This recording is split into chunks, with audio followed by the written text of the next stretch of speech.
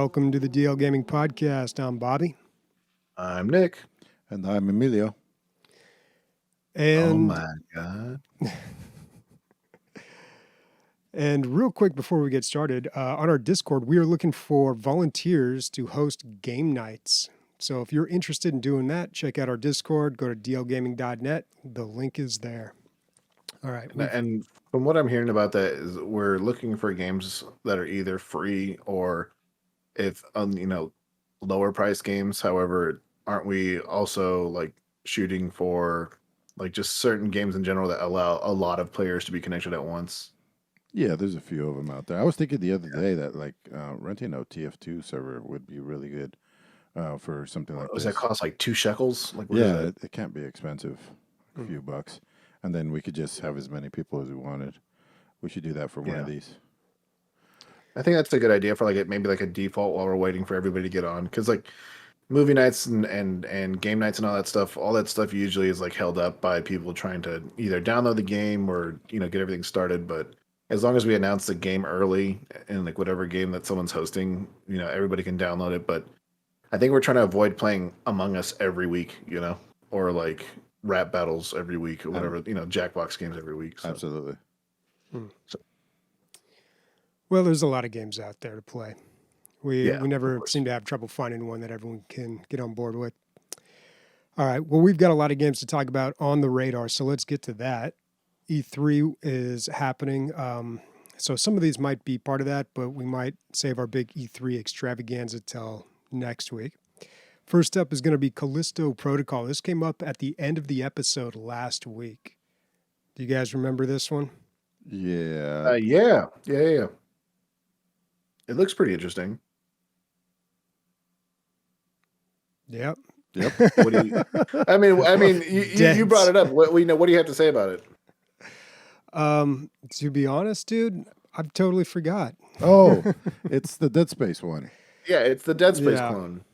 Yeah, no, I'm super excited about it. I'm a huge Dead Space fan. We were supposed to play Dead Space 3 together, Bobby, but did you put it on there, or did you put it on there last week? It was put on there from last week. Oh, that's right. Okay, so more details came out about it. They have a new trailer too, don't they? Is this the new trailer? Wow, off to a great start, fellas. We're killing it.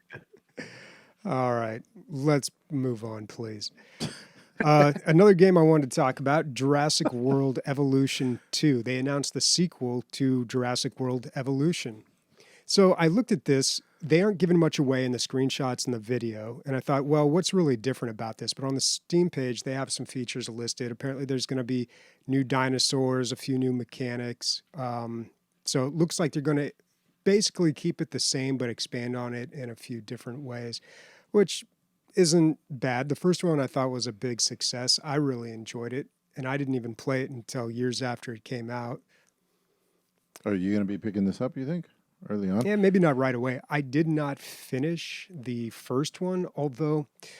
So the campaign in the first one I thought was not that great. They did some things really nice. They had Jeff Goldblum come in, do some voices for it, and there's kind of a story going as you play the game, but really it didn't feel like the campaign was really well integrated into the game. Mm-hmm. In the second one, they're talking about a whole new campaign. They're completely redoing the campaign, so maybe they'll do something different and better. I still really enjoyed the game, but I couldn't tell you at all what the story was about. Like every now and then, Jeff Goldblum would pop up and give me some bit of exposition to let me know what was going on. They're also saying that chaos theory is going to play a part in the second game. So if you remember from the movies, chaos theory, that's when he says, nature is unpredictable, you can't control it, things are going to go wrong.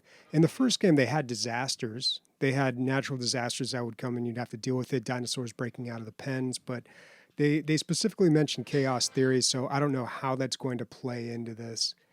We'll see. But why'd they bring a mathematician? What's the story about that?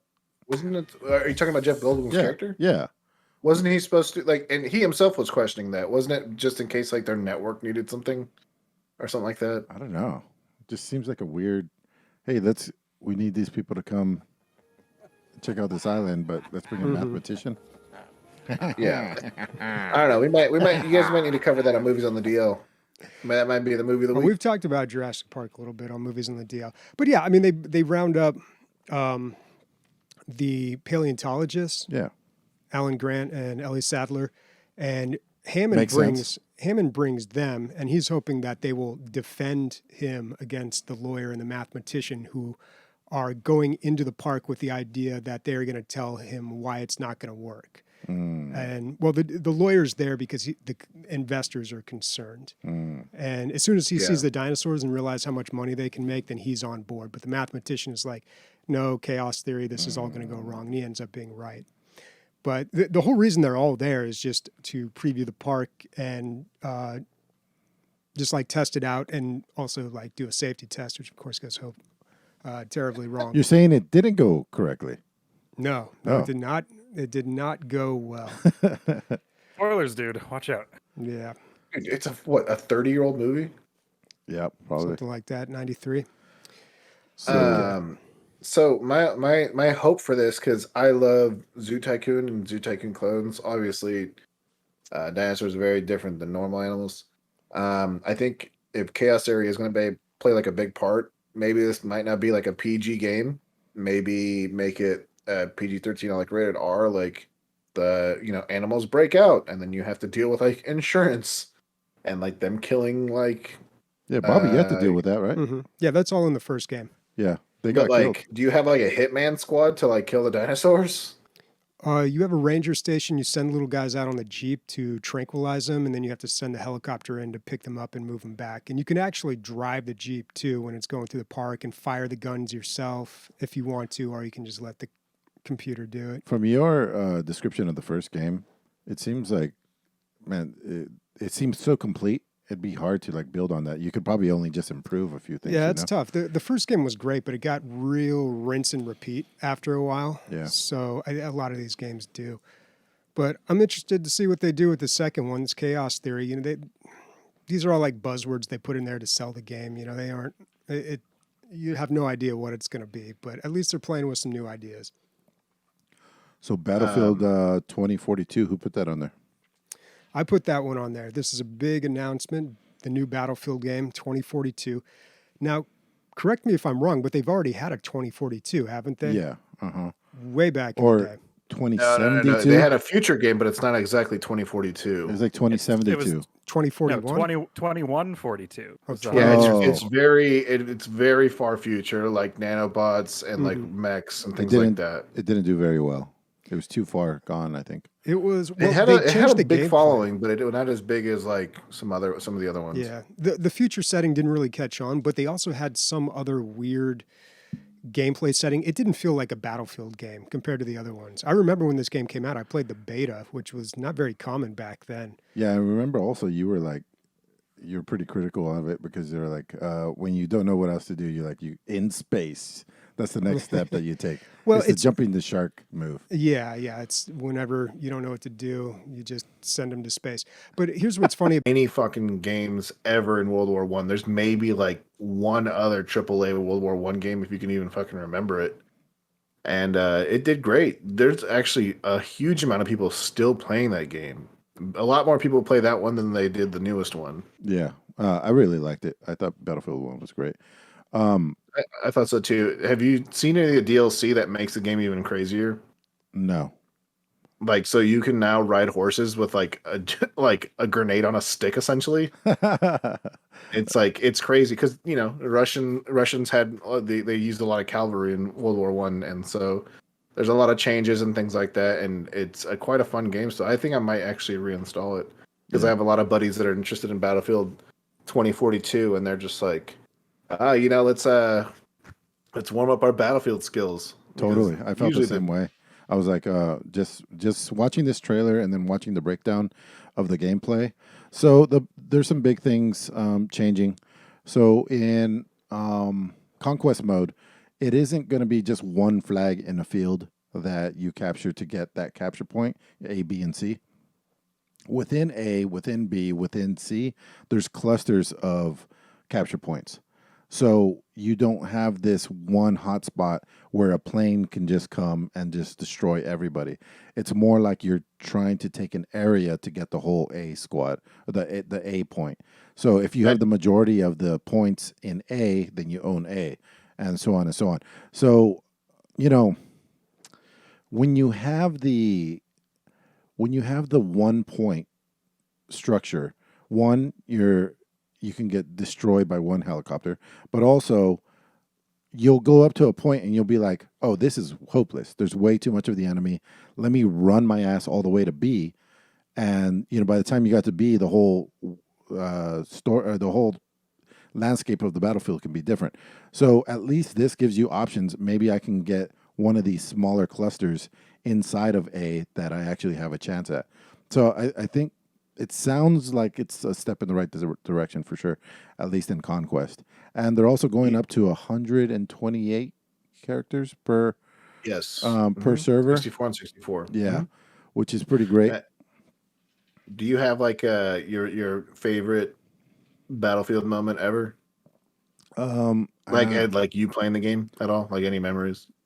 Battlefield 2, I feel like there was like a special ops guy, and I just got really, really good with the C4, planting the C4 on stuff. Like I would plant them where the little boats would always come in.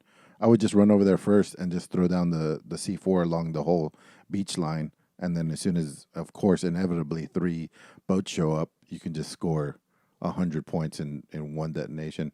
Or just like crawling underneath a tank or an APC and putting the C4 under there, crawling out and exploding it. So much fun. And what about you, Bobby? Are you a real big Battlefield guy? Oh yeah, I played a lot of Battlefield. I didn't play a lot of the recent ones. I think 4 was the last one that I was really into. I can't think of any specific moments. You know what was really? Did you ever see Hardline? Yeah, I remember Hardline. I never played it though.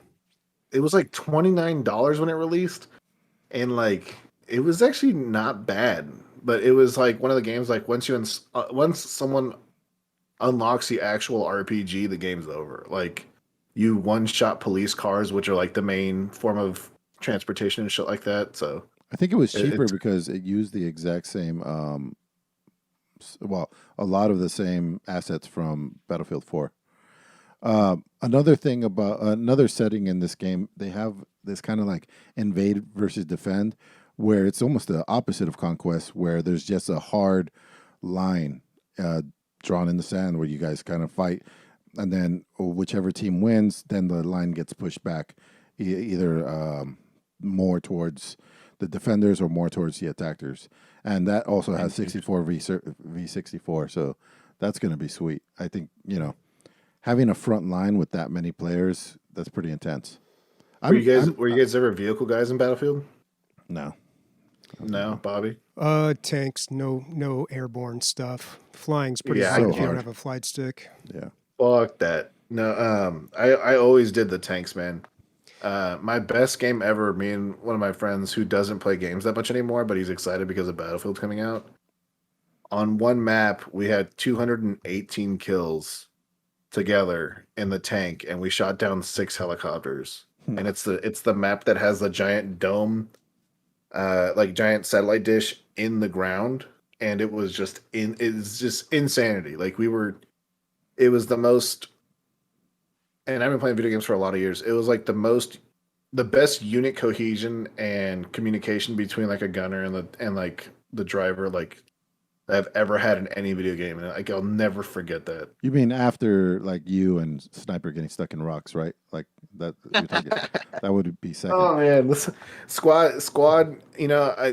I think that's one reason why I love Squad so much is the sense of like you have to work together in that game compared to like Battlefield. You can dick around and throw C400 APCs on the beach, Yeah. or on boats.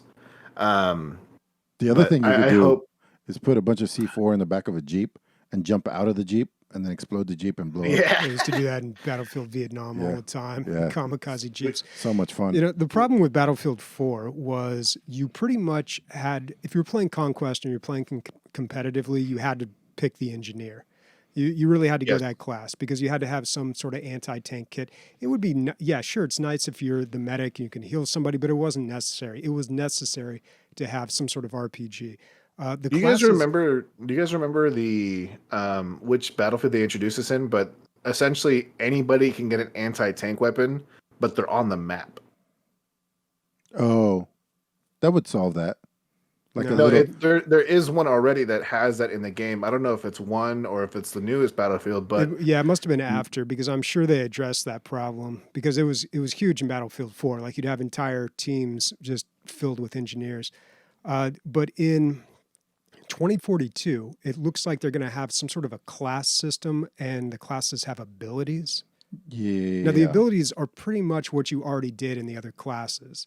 So the sniper, and it's not even classes, it's actual people with names. So Yeah. if you play the sniper character, he has some sort of like recon device where he can ping enemy players. There's a turret guy, I believe.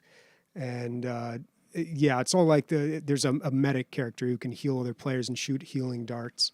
So it all still kind of lines up. And within each class, there's subclasses that you can more specific for certain things that you want to do. So I don't know. The breakdown that I saw, this is like a hardcore Battlefield guy. He's played every single one and done a review on every single one. He said that he loved all their. Basically, they're making all the right decisions. And they have something called live service. I had to have that explained to me the other day, and now I forgot about it already. Do you guys know what that is?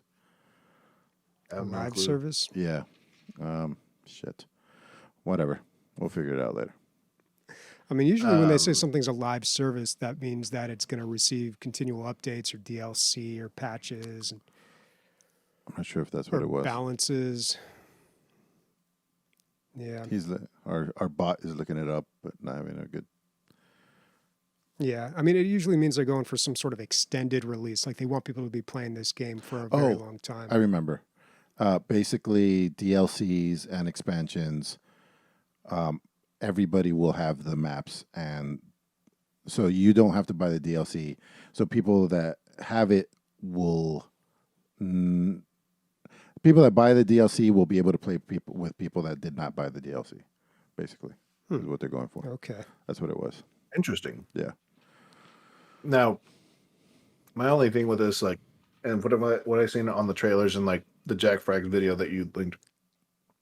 One thing I like about it, because whenever you do like future games, it's like, oh, we have these ion rail guns and things like that, or whatever the fuck. I really do like the fact that they're mixing current technology with future technology. Like, there's current guns that exist in the game, but there's also like future guns, obviously. So that's one thing I really like. Yeah. I just only hope, and this is my only issue with Battlefield, is either I hope there's hardcore servers like there was for Battlefield 1, or it doesn't take 12 shots to the chest to kill somebody, because that's the only problem I have with Battlefield. I'm sure there will be. Yeah. Yeah. We're gonna move on to the next one. All So right. I put in the Outer Worlds 2. I was really surprised to actually see this. Did you guys ever play the Outer Worlds? I played it a little bit. Yeah, did he say this was his game of the year? Maybe. Or- I feel like it did. I don't know. I played it under duress. I had to play it for some reason. Maybe it was when we were doing the homework section. I don't know. Yeah. But I did play some of this. It wasn't a bad game. Yeah. It was pretty good. Yeah. Do you guys remember like what was like why this game was so not controversial, but like popular? It's basically the team that did some other game, basically, right? But under The guys who did Fallout New Vegas. Yeah. Mm-hmm. Yeah. So they made this game. It's essentially a Fallout clone, but it's in space, and it's really good. But I'm glad to see that they're making a second one. That just goes to show that they made their money, and it's a good game. Leslie doesn't play that many games. Like the games that she does play are like Crash Bandicoot or The Binding of Isaac, like with me, or like Tetris. Yeah. But she got super hooked on the Outer Worlds. And when I told her today, I was like, they announced Outer Worlds 2 today. And she's like, what? Like, she freaked out. Nice. But now she's playing Ratchet and Clank. The trailer for this is so funny. We'll play it later during one of the listener questions. when it comes up. But yeah, good for them. I mean, I would like to go back and play the Outer Worlds, finish it, but that's a lot. That's a hefty goal. I just remember like when I played it, because I played I think 11 hours of it or 8 hours of it. I just remember like actually listening to the dialogue and stuff like that instead of just reading what you can choose and then just like not even letting the dialogue play, because like the voice actors and the reading and all the writing was actually just really good. Yeah, they put a lot of work into it, man, and most people just skip past all that stuff, and it's too bad. Yeah, it really does suck when like people's legitimately like hard work and like passion projects are just overseen. But at the same time, Violet. if you force people to listen to it, that's fucked too. So. Oh yeah, no, you have to give them the option. Yeah. You have to really. And next, what do we get next?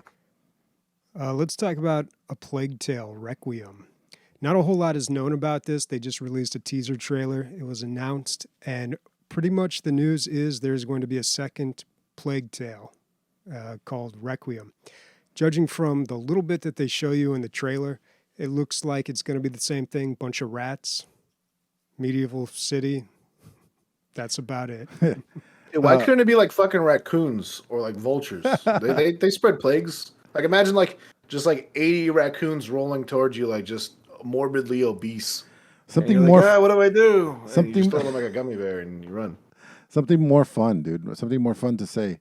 The ferrets are coming. The ferrets are coming. The French are like, oh no, run away! The ferrets are coming. They're going to kill us. Yeah, like what made the first game? It was my game of the year, whatever year it came out. It didn't get the DLG stamp of approval, but it was just it wasn't. It didn't have the best mechanics, best graphics, best story, but it had a very good combination of all of those things. I enjoyed it quite a bit, and it's like, are you going to be able to pull off that story trick again the second time?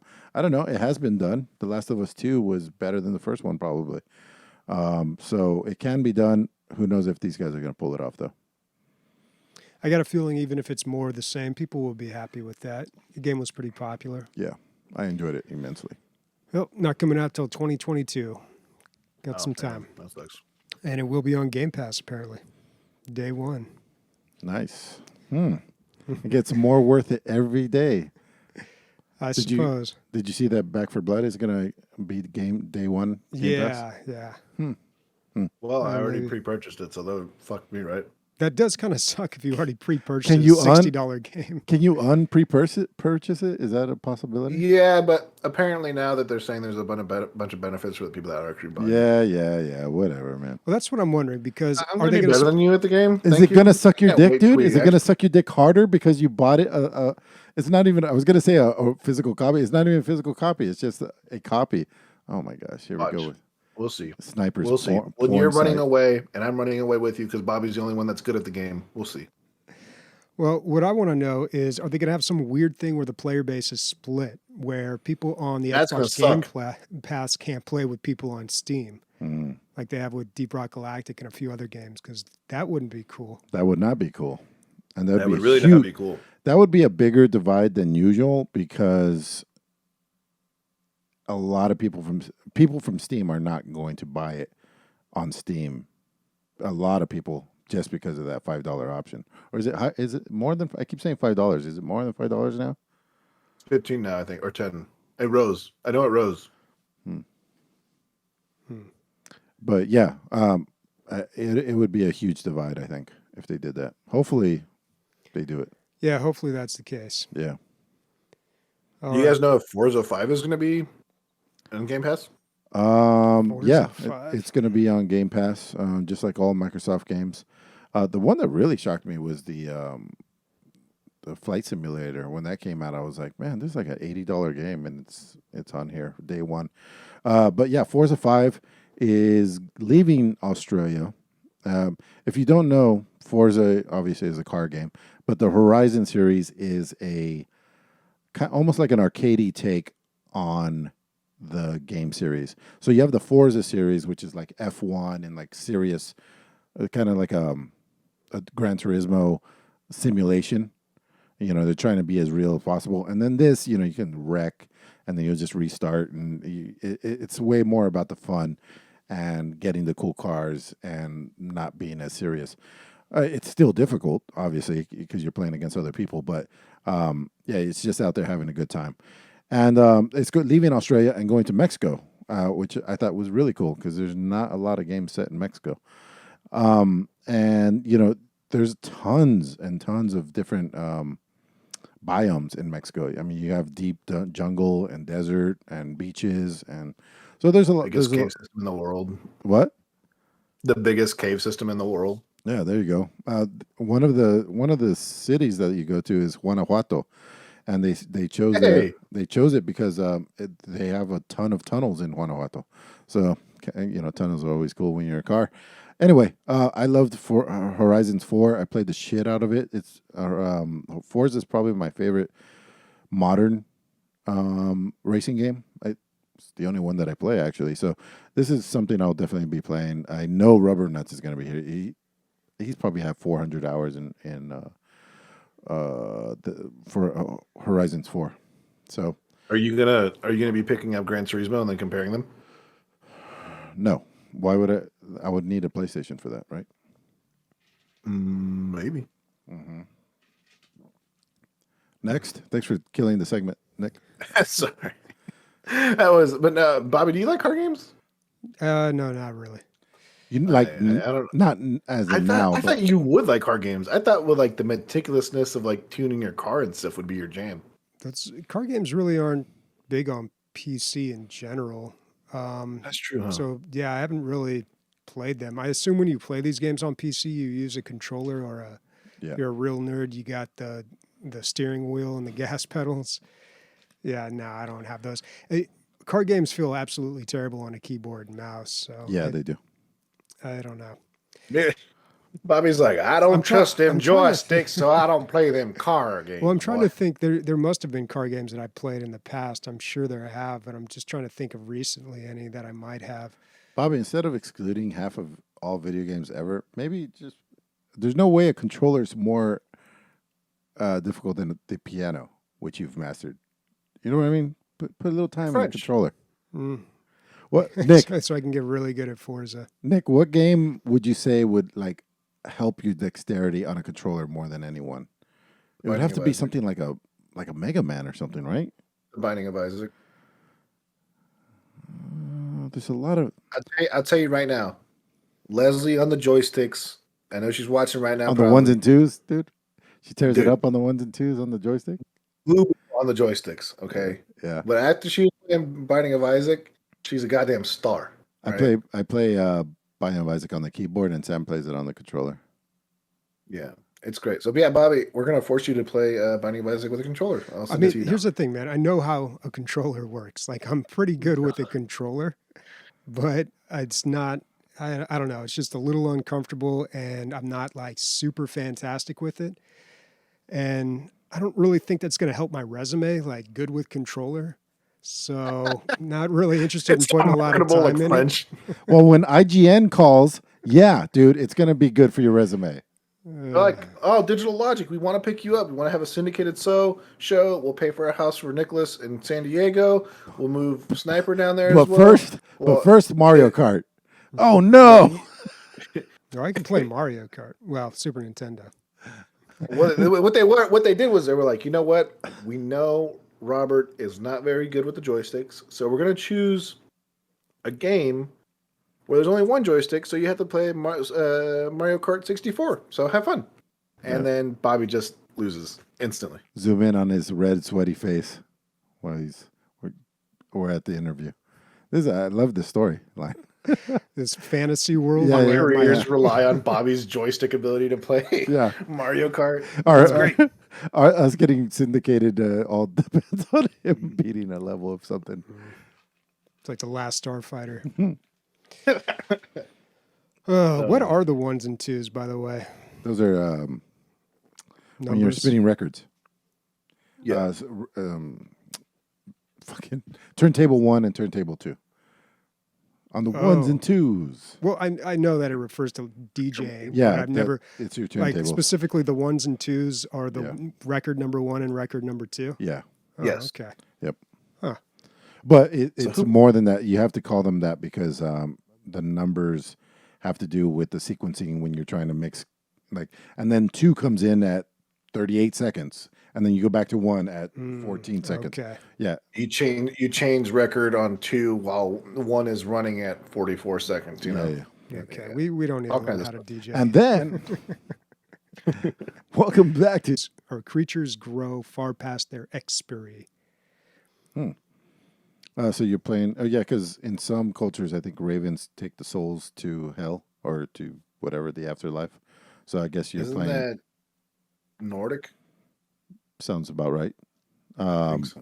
Yeah, the crows are always Oh, yeah, associated yeah. with death for a lot of people. Oh, okay. So you're playing like this 3/4, like. Yeah, it's like Path of Exile or Diablo or something Yeah, like yeah.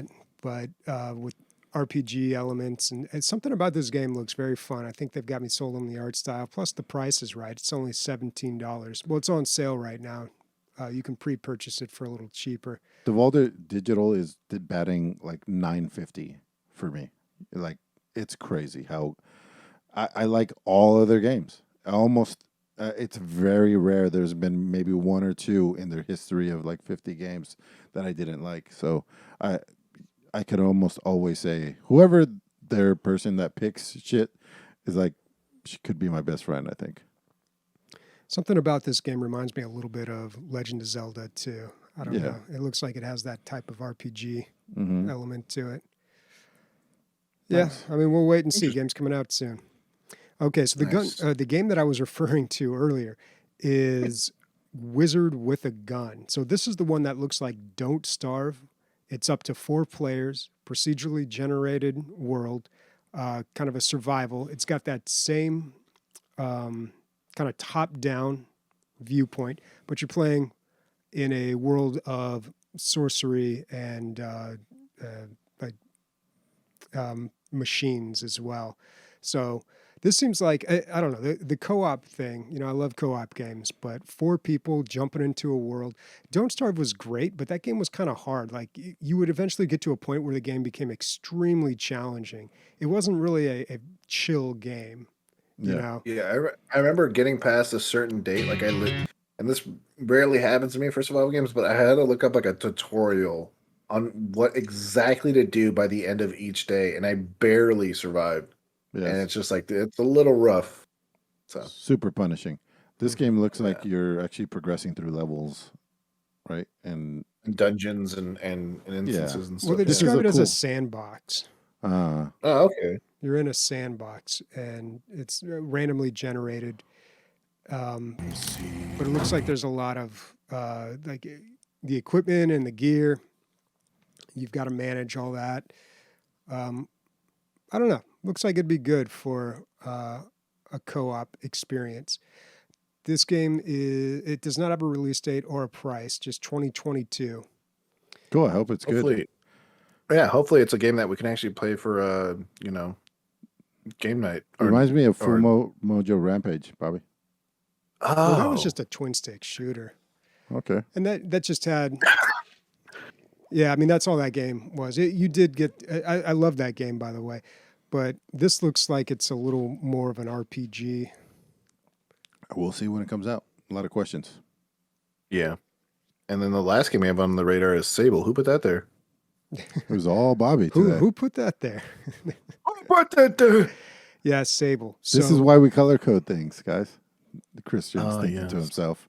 With look at how good looking Christian looks with the wind blowing in his hair, man. the They wind. can't see him, can they? No, We not- can't see you, Nick. Where'd you go? Try resetting I'm your camera. streaming. What are you talking about? I exist. Reset your did. camera, maybe on our end. So Sable, I want to call this game Sable because that's the French word for sand, and it looks this. I think that might be it. Yeah, You're I right. feel like it might be because this game takes place in a desert, but the art style is very interesting. It reminds Damn. me of The Return of the Obra Dinn. Absolutely love that game. Really weird art style, kind of a pointillism thing. I think I'm using the right word here. But this is a little more colored in, but it still has that really hand-drawn look to it. The game itself, I don't know. It doesn't look that amazing. It's an exploration 3D platformer game, but just the art style really caught my attention. It reminds me of Journey, a really old PlayStation game. Yeah, it's a great game, man. Yeah. Who bought it for me recently? Warconius bought it for me. He's like, "Hey, man, if you ever want to chill out, play this game." And I totally I let it sit there for 2 weeks, and then I played it, and then I realized it was a PlayStation game that I had beat. And then, but it's just like this. You're in the desert and exploration game and everything, nice vistas and stuff like that. But it sucked that I let it sit for 2 weeks before because I could have had him return it. But yeah, oh well. Yeah, it sucks. Here we are. I think you're right, Bobby, because I think it is Sable or whatever you said. Because the developers are from North London, and that's like somewhat close to France. So What? Maybe. What? What are you talking You know, British people and French people are pretty much the same, man. Oh, Pretty okay. much, yeah. Yeah. Just like extreme generalization. And the northern ones are the closest to France. Everybody knows that too. Of course. No, they're based out of London, North Okay. London. All So. right. Well, we'll get you a map for your birthday, Nick. Man, who would have thought I'm in the military? Leslie's gonna punch me for not knowing my geography. All right. I say we take France by North London. That's our attack route. We'll be there within the 20th minute. We're load ourselves up in trebuchets and fly across the channel. All right. And that's how we discovered America. We let someone like me lead the way. Mainly what happened is we pointed our trebuchet in the wrong directions. All right.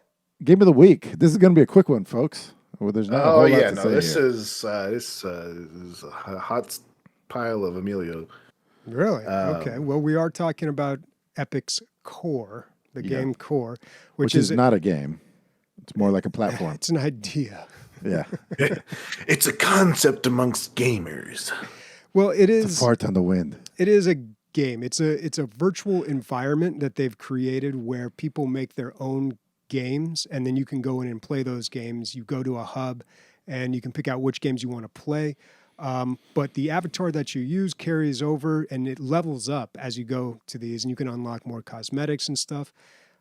It has an in-game currency where you can buy stuff. Let me interrupt you there. It has multiple in-game currencies, and in-game currencies can also be individualized per game. Well, it has the Core itself has one, I believe, and then when you go into the games, you can use that Core currency to purchase whatever the in-game currency or benefits are. Yeah, so each of the games may have something different, but there is like your currency in one game does not transfer over to another, unless it's in core currency. Yeah, so like you buy the Core, and that's the stuff that you actually have to pay your money for. So you exchange your US dollars or whatever for Core bucks or whatever the hell they're called. I have no idea. And then when you go into games, you can use your Core bucks to buy whatever the in-game currency is in this little game that you happen to be in. If you go into another game, then you can buy whatever their currency is. Yeah, there's a lot of exchanges here. I mean, do you tip with the core bucks? Do you what? Yeah, I think you do. Because I know you can tip the creators. You can directly tip them. I think so. That's like the overall currency, and it's got the same icon as Core. I mean, I think they lost. There was a huge opportunity. They could have called it Core-ency, right? But no, they did not. Dude, we gotta send you to Epic Games, man. I know, man. I'm just sitting here fucking wasting away, getting fat. $1 million idea. Yeah. You know what's gonna sell this game to the kids? The currency. The Core-ency. But no, so me and Emilio played with Diddy, and I'm so sorry, the fourth person. Do you remember who we were playing with? Yeah, it was Rusty Bagels. Yeah, Rusty. Yeah, how could I forget that name? Such a great name. Yeah. We played for 2.5 hours. I guess somebody messaged him while we were playing. Why are you named Rusty Bagels? Just some random stranger. And I said, "Here's my dad joke, even better than Core-ency." I said it used to be Trusty Bagels, but he's teed off. Can we get a cricket noise? Anybody on that? What? That Sniper, is so we're gonna need good. Cricket noise. It used to be Trusty Bagels, but he's teed off. We just need to have the cricket. I'm noise out of here. I queued fucking up. quit. I quit every episode. Can we It's get my like new goal. like a villager boo, not like a studio, Like a- not like a studio audience, but like maybe a couple of like peasants from like 1340 or whatever. They're like, Yeah, they "Boo!" sneer a lot more. Yeah. Yeah. They don't know what clean ears are. They just smell like fucking putrid death. They don't live past 30. You know, villagers, those kind of people. I hate myself now. But no, we played for a while. We played some games. We played every type of game that they advertise in the game, in the sense of like popular games made by like professional game makers, essentially, and then like active games, which I didn't really understand what the fuck that meant. But Currently have people in. Yeah, I in think those are the most active ones. I just sorted them by most active, like who was playing what, and I played the top played games. That's pretty much what I did. And then one of them looked interesting. I think it was Spellbreak or Spellcast or something. okay. Yeah, I tried that today actually. Okay, how'd you like that one? It's one of the better ones, but man, there are some Is that games. is that the dungeon crawler one where you fight skeletons and level up? Yes. You pick a class like a fighter or a mage or a rogue or Yeah, something. I played it as well then. Yeah, and you've got a bunch of different abilities, almost like a MOBA, kind of like a character with a ability bar at the bottom. Yeah, I thought that one was pretty good. Because here's the thing, man. I played the most played games, and they were all like terrible games in the sense, in the way that I would refer to mobile games. Let me give an example. So one of them was called like, I don't know, Timber or Tree Chopper or something. You join the game, and there's a bunch of trees. There's just a big forest, and you go out there and you hack them down. You get lumber, you bring it back, and you sell that lumber. You take the money you made from selling that lumber, and you buy upgrades that allow you to whack trees down faster. So then you go out there. So if essentially all you are doing is going out and hitting. This is literally my nightmare, by the way. Yeah. This is my own personal hell. All you're doing is going out and hitting trees, and then you upgrade so you can hit trees more. Yes. And that's it. More efficiently. And then you can spend money. You can spend Core-ency to buy boosts if you don't want to wait and so you can hit the trees even faster and get more trees. Yeah, and this is one of the most top played games. Then I joined another one, and it was like a survival game. And I thought, okay, this might be kind of cool. Try that one as well. Yeah, and then right away I realized, oh, okay, like they give you the first ones pretty quick, but then there's timers on it, and then you've got to buy, you got to spend money to make the timers go faster. Typical mobile game strat. And then there's one, and I'm embarrassed to say I played this for almost an hour, this mode, where you blow up a balloon. Did you guys play this one? No. Okay. No. So you just blow I up a don't like balloon by balloons. clicking the mouse. Yeah. And then you sell Go the on. helium. And then you get and then you get money from the helium, which you can spend on upgrades so you can blow up your balloon faster. You can upgrade like how big your balloon gets, how much it can hold. What's the difference between that and the tree one, Bobby? Okay, because when you up, I thought you were going to say something interesting. Yeah. Like, okay, you get helium, and then the Cambodian like helium cartel. no. is coming Here's after the you. difference You between gotta this fight 'em. and the tree game.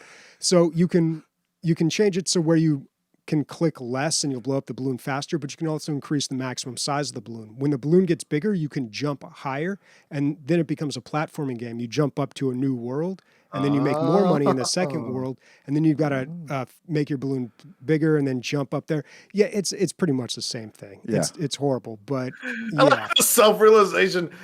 It's pretty much the same. But Bobby, you only have so many clicks on a mouse, right? And my mouse is pretty Yeah. new, so I really felt stupid after playing this for a while. I'm like, I'm ruining my mouse here. And of course, I'm looking around and everybody's botting, right? Everybody's just a robot. Yeah, Because that's because you earn current like in-game currencies. Like, you say in-game. You don't earn currency while you're playing. You earn the currency of the game that you're playing for most of the games. Mhm. yeah, right. Yeah. Yeah. I don't think there's a way to earn the currency. I think there is. You fucking go to work, you fucking trade that shit. Well, You here's fucking the thing suck too. dicks that I on the was- corner so you could fucking blow up balloons faster. Well, this is what I was wondering. The people that made these games and these levels, the tree one, it had a little sign up and said this was made by this person and that person, and apparently it was like a husband and wife team. And these games, I thought like, God, some of them, I don't know. I didn't try the game creation mode out, but it seemed like they were pretty well made. I mean, even though they were, they were like chintzy mobile games just Right. made to play off So people's. I noticed. Well, I want to get two things off my chest. One thing that I notice, and it pisses me off every time I see it, are just clickbaity titles in games. Like, there's one that's they can't use the official name of the anime, but it's an Attack on Titan game, right? Right. I'm like, oh, cool. I love Attack on Titan. Let's see what happens. Let's see how interpretive this is. Dude, it was bad. Like, I don't know if it's an engine thing. I don't know if it's a person that's making the game, but there were so many like clippings and bugs and things like that were just going on with the character. Like, gravity wasn't working correctly and things like that. I'm just like, this is bad. And All it's the games all I just to played get were kids to working. click. Huh? Yeah, I feel like this game is harvesting clicks. Like that's the whole That's thing exactly behind all what it these is. games. It's like need those clicks. Like they're using that to I don't know, to run like a Russian botnet or something. We just need people clicking on mouses. That's what we need here. Because every single game seems to just be getting you to ruin your mouse, basically. I Dude, didn't play the Nobody's ever, besides you, nobody's ever thought I'm ruining my mouse right now by playing a clicking game. yeah, maybe Oh, it's because yeah. my I last don't do mouse. that. What'd you died pay on for your last one? $10, right? my This last one? I mean, this one. like- No, like $30. I got it on sale. Oh, Yeah. But I played the Dragon Ball Z game, not the Attack on Titan one. But, same thing. It had like quests, and the quests were like, go and click on this. And, then you could hit the punching bag to level up, and then you could, I guess, have fights. And then it had some like random loot system. I don't know. They had some interesting parts to it. But yeah, I didn't really find anything that was that amazing. The golf one was kind of cool. yeah. That's the one we enjoyed the most. We went in there with 3 people, and that was the one. And there was a Marble Madness one type of game. The Marble Madness one was good, but like, dude, I get it's free, but and this is I 9 said this levels on before a loop. we even played the game, and I said that, and I even called it. This game is a game for people that can't afford real games, and I'm not knocking that idea, but it's obviously a cheap cash grab to get kids, it's just like specifically kids, to use their parents' money unknowingly or knowingly, whether or not you're that kind of parent that lets your kid buy shit on Roblox or this. And it's just for anybody that wants to have a good time or whatever, you're better off just paying $5 for Game Pass and playing with your kid than playing this fucking game. And unless there's kids at school that are like, you gotta play Core or you gotta play Roblox, Bobby, you know about the Roblox shit because you put that input in. And I even have a little nephew that plays Roblox, and my niece played Roblox, and I'm like, dude, you have a PS5, like, and they hardly even touch it. They just play Roblox. I'm like, why? And then my brother's like, oh, it's all the other kids play at school. They play Roblox and Among Us. Yeah, I'm like, it's the social oh, that aspect. is so sad. Has a lot to do with it. And there's a lot of creative games in there. I mean, something that a little girl would like, right? So Mila, she plays one where it's kind of like 8 people join a room, and then a like a fucking category will pop up, like scary. And then you go into the dressing room and you dress your character up as scary as you can, and then you run you walk the runway, and everybody votes or upvotes or downvotes, and then you try to win, right? Because everybody's upvoting, downvoting each other. Great for a little girl, she's just playing dress up and other people, getting other people's opinions and stuff like that, and I guess that's cool. There's obviously something to it. I keep wanting to say Core is like Roblox for adults, but it's definitely not for adults. It's like, No, adolescence. No, not. But I do think that, 2-3 years from now, there's probably going to be 1, maybe 2, maybe even new genres that come out of something like this. There's so many smart kids playing Epic and playing the Battle Royale on their Fortnite. There's so many super smart kids. They're just going to go in there with their creative juices and fucking come up with some new shit. Watch. I guarantee it. And that's what I guarantee that's it. what I wrote in my notes for the game, for like, because we have notes for what we want to talk about the game itself. Dude, this game could be so much more the more time people put into it, whether it be kids, adults, or whatever, we might actually come back and see a real Dragon Ball Z fighting game that is not just clicking. Maybe there'll be actually like the control game support and itself, fighting and shit like that. the game itself doesn't really seem. I'm talking about the platform core doesn't really The seem engine? capable of doing a lot of intricate things. As I was playing these games, some of them really didn't require accuracy with hitboxes or anything, but some of them did. And the ones that did, it was a little wonky. Like the characters moved around a little funny. I'd swing my axe at a tree and I would just stand there clicking. And even though I'm clicking in the exact same spot, only like one out of every two hits are landing, just weird stuff like that. So, I mean, I don't really, you guys are saying like, kids can get really creative with this and create something amazing. I don't know. Well, core itself is also in its infancy. I'm sure it's gonna there's probably gonna get. I don't think it's really going anywhere though. There's so much money behind it, man. We'll see. If it's making them money, they're going to keep supporting it. Obviously, that's the rule of thumb nowadays when it comes to like these kind of things and platforms. I can pretty much already say this is like way better than Roblox, and Roblox is worth billions of dollars. So yeah, of course. But that's not how things work. The better thing doesn't always make the money or become the true, standard. but this has a much bigger built-in audience coming over from Fortnite than Roblox ever did. So I think it's going to be popular, but we'll see. And those kids, they're all any very remarks for the game of the week. It won't be on our. Oh, fuck. We won't be doing this for fucking game night. I don't think. That's for sure. I think. I don't know. My prediction is, could be wrong here, but my prediction is this is going to kind of disappear. I don't know. They have too much money, and they don't mind losing money either. How many out of 10 currencies do you give it? One Core-ency. Wow. If currencies can be broken up into, I don't know. 5. I would say 4. Like failing, but if he studies, he can maybe pass the biology class. So whose turn is it to pick the game of the week? And we're going 2 weeks this time now. Yeah, we're gonna go because of the fact that some of the games might require multiplayer or they may be story games. We want to be able to play more of the game and understand it, and gain more talking points than just like we played it for 3 hours on Friday with some people. We can actually like get to it. I chose the first one, didn't I? And who chose Core? Bobby. I didn't.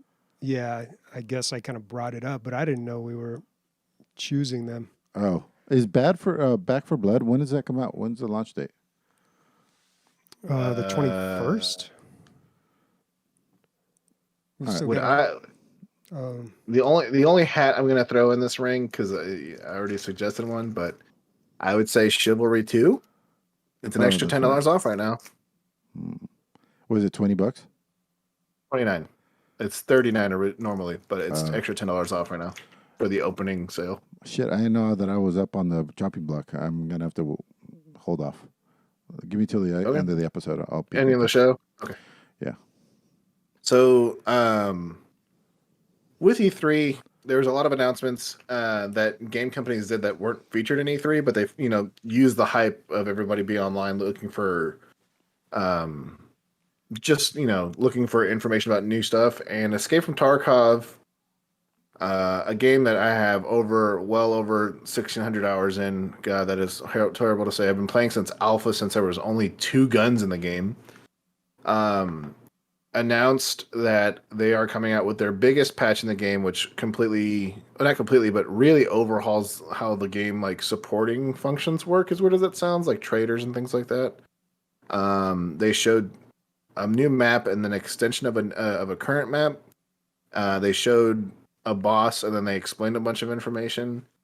I would strongly suggest anybody that is an Escape from Tarkov fan is looking to get into it. Now is the time to buy. You want to play the game a little bit before the wipe starts, because what happens is every now and then, about every 4 to 6 months, the devs clear everything in the game, and everybody starts from day one and like essentially poor and everything. That it makes everybody on the equal playing field. But if you start right now, you have a huge disadvantage. So yeah, I wanted to bring that up, kind of like in between of what I played and on the radar. The only reason why I got to play it was that some friends from work found out that I played, and they were like, "Hey, you should play with us." And I was like, "I haven't played it in a while. Sure, why not?" Yeah, it's still Escape from Tarkov. I'm still all right at it. Bobby, have you ever tried Escape from Tarkov? When it first came out, a long, long time Okay. ago, and I hated it. Would you be opening to trying it once it this huge DLC drops? Because you still own the game. Like you paid probably an amazing price for the game. I don't know how to access it. It was really confusing. So we had to, when we bought it, we bought 4 copies of it, and we had to buy it directly from their website. We downloaded an installer. My antivirus went off. I had to like override that. It installed into Warning, some weird. Russia. Warning, Russia. It installed to some weird directory. Yeah, it was very confusing. I have no idea. Like, I don't know if I could go to their website and somehow log can. in. Maybe I can retrieve my account with my email. I'll look into it, but So I know somebody that was in the same boat as you actually that played a long time ago, hasn't accessed their account in over 2.5 years. All you got to do is go to the website and whatever email you think you used, or if you can find an email that that you used that you registered for it, you go ahead and put that in the username and password, and just click forgot password, and you can log in and re-download the game. There's no more directory bullshit. All that kind of stuff has been fixed. There's no more like having to program things or anything like that at all. It just works like a normal game. Shit, Nvidia just did their Nvidia React, I think it's called. Have you guys heard about this? Nope. So it is a feature that Nvidia cards are now standardizing for some games, especially first-person shooters, that are there to assist. I don't know how this works, but assists your game's responsiveness so that the syncing between what's going on in game and what you're receiving is actually the same. So, an Escape from Tarkov like 2 years ago had this big problem where like I'm running through a doorway, and on my screen I'm behind the wall because I've already ran through the doorway. But on the screen where the guy kills me, I got shot in the middle of the doorway, right? And so it's like I got shot as soon as I got in there, even though I was in my screen. I'm already in the room, and I just die. Nvidia React, I think it's called, actually fixes it on your video card somehow. I don't know how it does it, but a lot of people now are saying, and this is like 3 days ago this came out, that the game and other games that have this feature are just way better. Like it's a lot more fair, I guess you can say. I noticed a huge difference. My first game, I killed 3 players and then I killed 4 raiders. And I was like, dude, I'm not usually this like accurate or this like responsive, but I noticed something just in the game. I don't know what it was, but it's great. It's amazing. They need to put that shit in every game. Sounds awesome. Yeah, if you can look it up, I do you know what it is, Sniper? No, let me No, let me I see. don't. If I can- looked up Nvidia React, and it says it was a couple years old, so maybe that's not the same thing. But it sounds awesome, man. It sounds like what every FPS game needs. Give me like 30 seconds and I'll find it. I'll bring it up, but you guys go ahead and talk about the next game. I I continue to play Tainted Grail Conquest like a fucking lot, a lot. I saw that Rubber Nuts has 100 hours into it. JP Diddy is now hooked on it as well. We can't stop playing. It's a fantastic game. It's a card-based roguelike RPG. I stopped paying attention to the story as what Bobby said would happen, and it sucks too because it's all voice acted and there's hundreds of lines in there, and I'm just clicking past it at this point, just because each run takes a good amount of time. I mean, you can leave any time. It's kind of like Slay the Spire in that way, where you could be doing anything. That's another reason why it's so good for me. In between turns, you can just get up. You don't have to pause the game. You don't have to do anything. You can just get up, and no matter what distracts you, you can just take care of that and come back. I'm unlocking.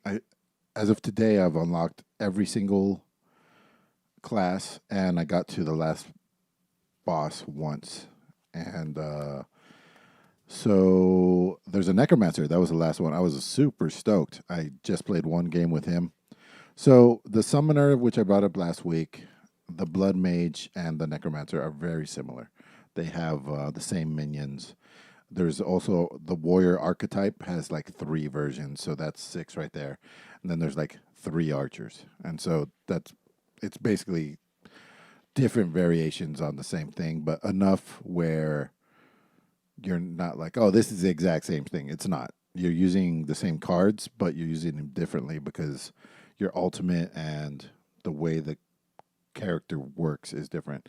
So, for instance, I'm not going to pretend to know the names. One guy gets ultimate charges by not taking damages during a round. So he will block a bunch, and then he gets stronger. The Berserker is in the same class group, but is the opposite. He gets buffed when he does take damage. So it's all about mitigating damage to the smallest amount, being hurt, and then using that rage to kill them faster. Completely 2 different play types, and I don't see how, if somebody starts playing this game and likes it, I don't see how they ever get bored, because you can just keep jumping from class to class, and some classes feel like a completely new game. If you play a game with the Berserker and then you go and play as the Summoner, completely different game. Like the Berserker, you're in tuned with every single bad guy. You have to read exactly what they do so you could take advantage of their vulnerabilities and how they attack and all that stuff. Summoner, you're just trying to like raise your Pokemon up as fast as possible, and you're not even looking at the enemy. It doesn't even matter. It's irrelevant. It's about how much damage is coming in and how much damage you can put out and how much you can mitigate. Basically, you're just fostering a little farm, kind of. So, yeah, man, I fucking love this game. I got to the last guy, and I was thoroughly trounced. Pretty bad. I got this. I got to the point where I was in a corner, and I'm like, okay, I'm not gonna win this fight. So I had this trinket. It said, the Lord of the Underdark will come and help you, or you'll just die. I was like, now's the time to push the big red button. So I pushed it, and of course, I don't know if it's 50-50, but I died. It sucked. He just instantaneously just died. Yeah, my character just fucking gave up. And it sucked too. Turns inside out and dies. Yeah, it wasn't hopeless, my fight with this guy, but like I was like, I need a little help here. Let me try this. But I did find the last character that you unlock for your village. You're trying to get your village more robust with all these people so that they can like buff you up in different ways. And there's something to be said there too. Every single one of them has their own currency, which sounds tedious, but it isn't. It's like the rune guy. Every time you take 3 runes and put it together, you get rune dust. And then rune dust is a currency for that guy. The candle maker, every time you burn through a whole candle, the basically the remnants of that, the burnt out candle is his currency. So the more burnt out candles you have, you go to him. And it's stuff you're doing anyway, but it's kind of nice because it like, there's certain points, like one guy, it's called like card rips or something like that. That's his currency, where you basically, they offer you 3 cards and you turn them all down. Sometimes when you're on the fence, like, should I take this or not? I was like, well, I'll get the currency if I take it down. So sometimes you might it might be that deciding factor whether or not you're going to turn down these cards or not. Yeah, I'm fucking loving it. Playing it I keep saying I don't have time, and then suddenly a game like this comes along, and I have all this time to play it. You know what I mean? I make time. And I wanted to bring this up. I want to bring this up too. If this has happened a few times where I'm like, man, am I just not like into gaming anymore or whatever? All you need is one game to come along and change all of those feelings, basically. One game can basically get you back into gaming all by itself. Not that I was in this place, but I've been in this place before, and one game has saved the whole shebang. So that's burnout, and dude, everybody has that. Actually, a really close friend of mine, the same guy that I played Battlefield with and got all those kills, like 2 months ago, was like, he told everybody in the group, he's like, I'm done playing video games. I don't want to play them anymore. Like, it's just a big waste of time, blah, blah, blah. And we were like, fuck, that's a big deal. We've been playing video games with you for over 10 years, like, whatever. And then a week ago, he logs in and is playing Rocket League. We're like, what the were you like? I'm done playing video games for a while. it's like every day of my life. Pretty much, man. He's like, the only reason I play video games is YouTube cocksuckers. Sundays at 5. Yeah, I mean, I don't know, man. Yeah, I've been burnt out and stuff, but like I think I've talked about this before on the podcast, but the phase I'm in right now, it's not just like burnout, dude. It's like drastic changes in my life. Like I just don't really look at video games the same way. I still enjoy a lot of them, but I don't know. If it seems like I'm angry on the podcast, I feel sometimes when I listen back, I feel like I'm coming across very hostile. And I think that is because because we do the podcast, we have to play a lot of different games. And I guess that's good if you want to be able to speak about this stuff. But I do kind of get resentful that I have to play a lot of these games sometimes because I just don't want to. Like, I'd rather be playing as many games that I've played in my lifetime, I've got a catalog of so many that are so good. And after a while, you want to, like, it's not fair to judge a game after a couple hours, but the industry is so repetitive that you can pretty much guess what the game's going to be like. So I've been right this whole time. I knew it. 20 minutes, I can review an entire game. Well, I don't know if you can review it, but you can tell if you're going to like it or not. Yeah. So I don't know, man. Like,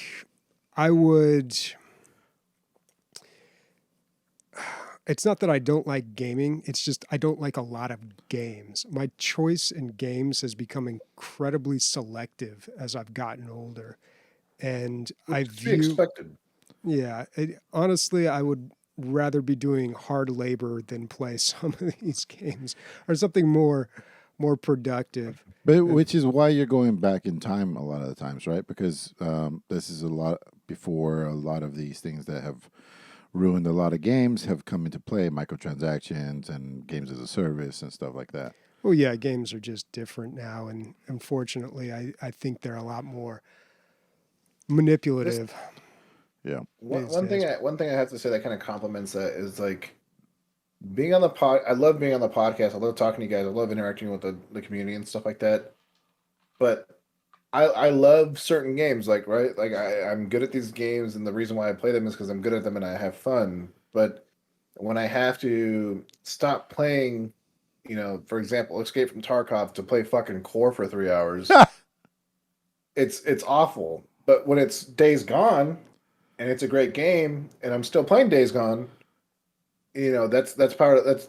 I understand where you're coming from, Bobby. I'm like, dude, when I'm playing Core, I'm like, I was complaining so much and just being so hostile, and you can ask Emilio this. I'm like, dude, this is fucking dumb. This is stupid. The whole 3 hours we played, I'm like, this is stupid.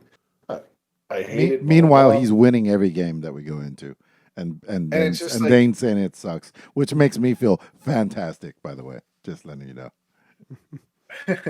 Boy, shitting all you guys on you guys' faces sure sucks. All right, yeah, getting shit on in the same game isn't any worse. That's testament to the game. That just really means that the game's even if you're winning and you're not really having fun, That was for me, at least. We're not laughing at you, dude. Fucking Christopher's his little notes that he's putting on pictures is fantastic. Christopher, what's up with Christian? I don't know. I don't know. You look Okay, like, can you father? remember? Just remember my name from here on out. like a religion. Yeah, Henry. Don't make any more mistakes. All right. So as far as that goes, Bobby, I really hope that you can just play TF2 from now on and just play whatever game you'd like to play. Because, fuck, man, just have fun. I know how that feels, and I just wanted to bring that up. Yeah, I feel like I don't know regarding the old game thing because I feel like that's kind of a separate topic, and I know I've talked about this, but I guess it bears repeating.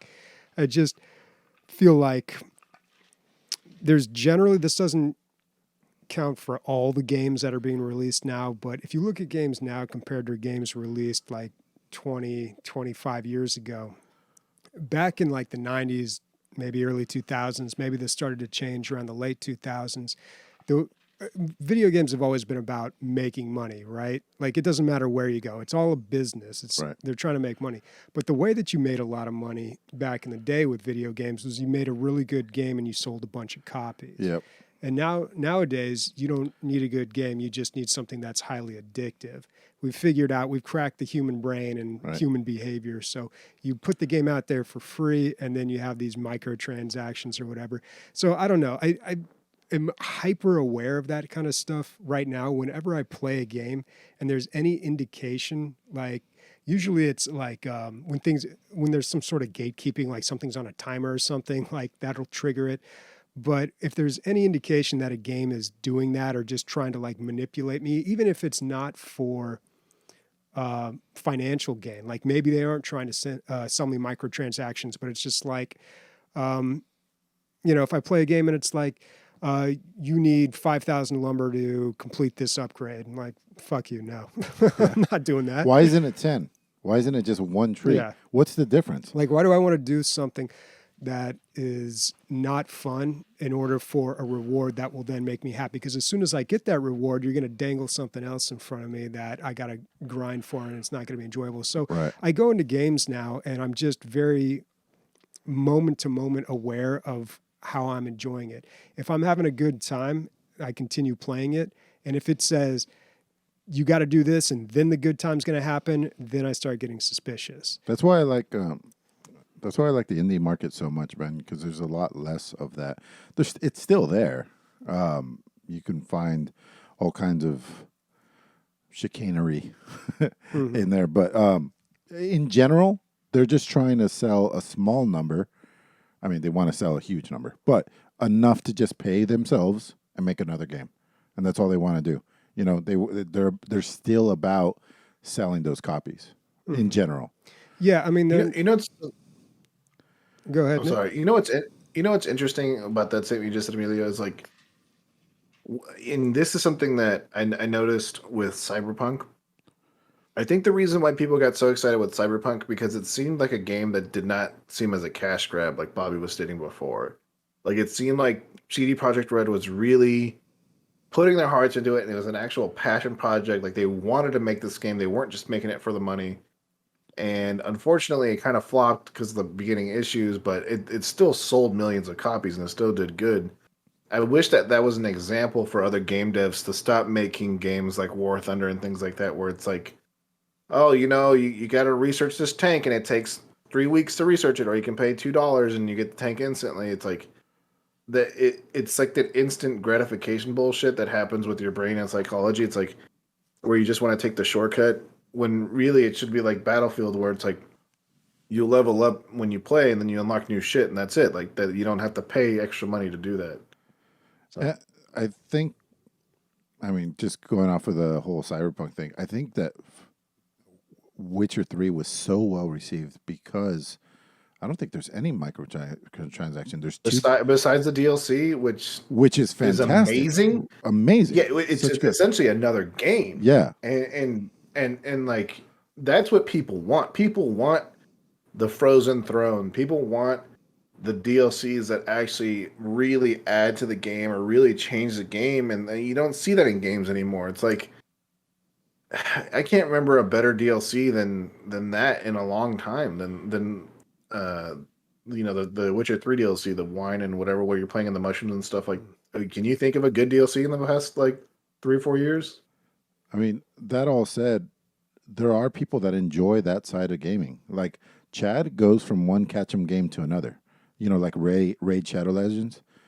He just goes Oh from my one God. to another to another to another, and he plays them for like 100 hours, and then he'll go to the next one, and then he gets into some of the really obscure ones, and he knows that it's a cash grab, and he's put some money into it, but some people full on enjoy that. Well, you got to be careful when you say like, oh, well, if I'm having fun or I'm enjoying it, because fun can be used as a linguistic catch-all for Yeah. being exploited. These people that sit in front of, like around here, we've got Somebody called Chad and telling me he's being exploited. But, we've got these casinos around here, and they pick up these elderly people by the busload, and they plop them down in front of casinos, and they just sit there all day pumping quarters in. Man, it's depressing to look at. But in their mind, they're having fun. Yeah. Like, they're enjoying that interaction, but They're getting serotonin. it's pretty much the Matrix, dude. Yeah. Like, you're hooked up. Instead of being drained of your bioelectricity or whatever, you're just being drained of cash. But I don't know. And it's not all financial either. It's not just like microtransactions or this game's trying to siphon money out of me. Sometimes it's just the way that the game will mete out its reward. And I don't know. In a world with TF2, I don't understand why I have to put up with that, I guess. I don't know. It's just... Magnum opus TF2. Hey, Christopher, you know how you you shit all over fucking Monopoly slots? I took what I learned on Monopoly slots last 2 times at casinos. I'm up $1,100 last 2 times, guys. So Explain. I don't know what that means. What does that mean? Monopoly slots is like a game on your phone that you play slots on under the Monopoly category or whatever. And anyway, I learned with this fake money how to play real slots. It's just luck, guys. I know that it's not. But I'm just saying, it could be educational. He shat all over that game, that's why. I think we said a lot of smart things, and Bobby's off the podcast now. We're looking for a third caster, guys. If Bobby has a realization that he doesn't need video games in his life anymore. if you Master's French. we're looking for sideburns, robot-like qualities,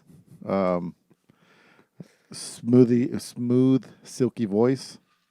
Somehow still fun to play with, even though he's mad and doesn't like the game. When you play with him in a game, Works with kids, even though he hates them.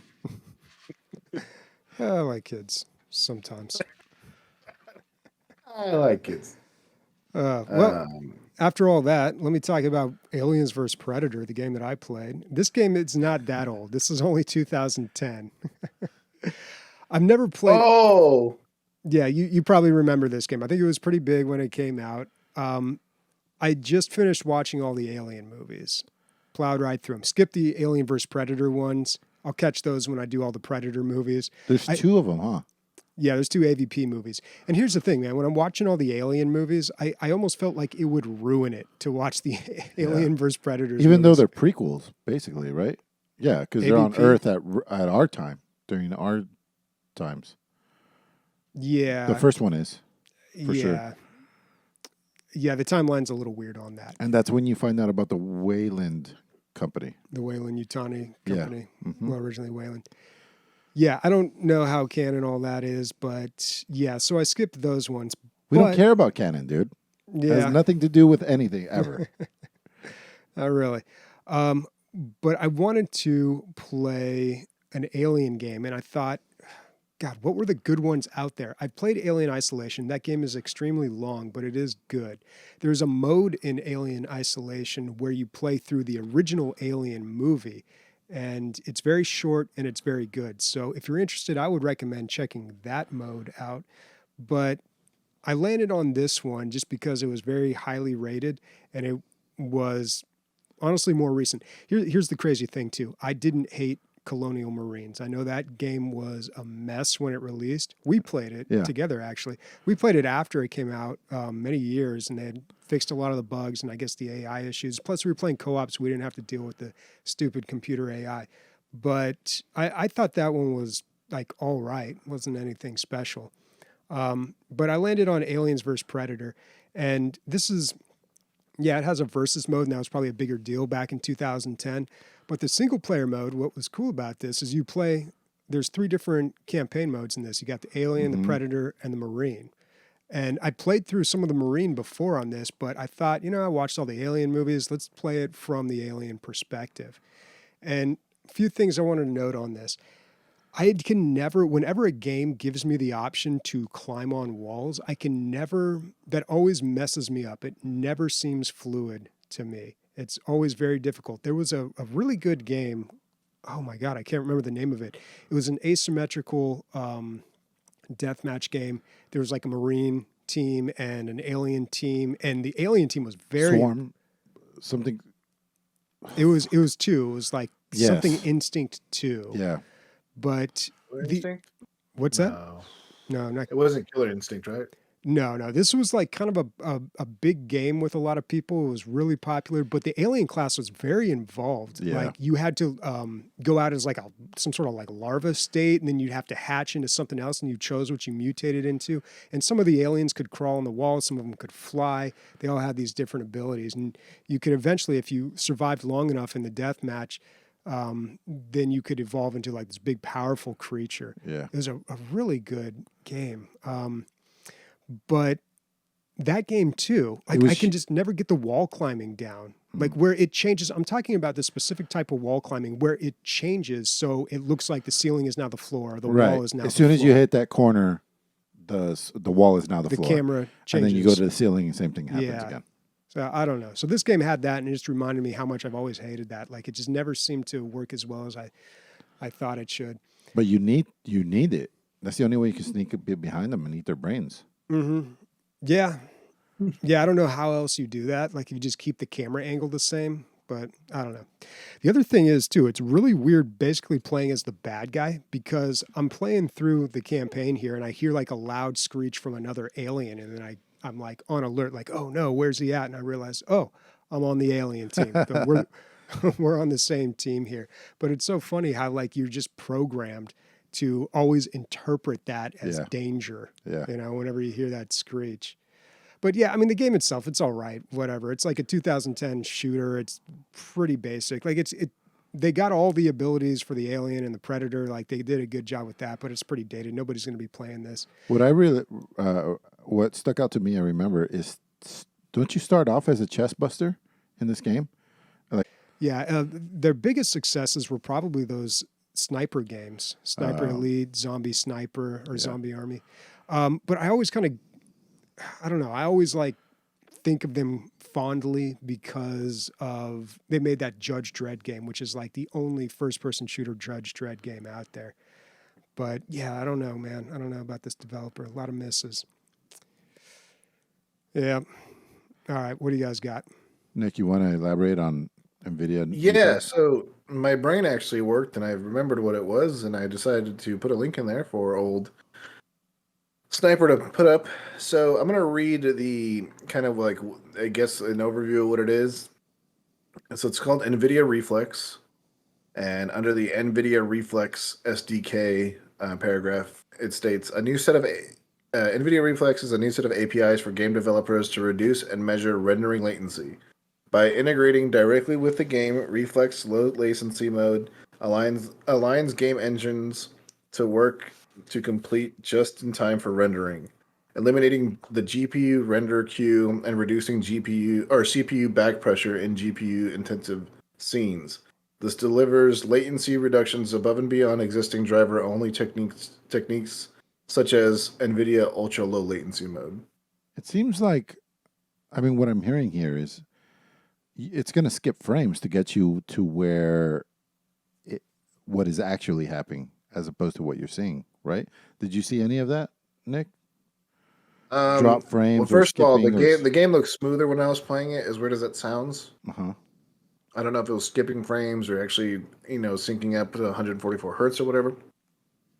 But which is fine. Don't get me wrong. Like if it's skipping frames to get you to what the actual action is, that's good.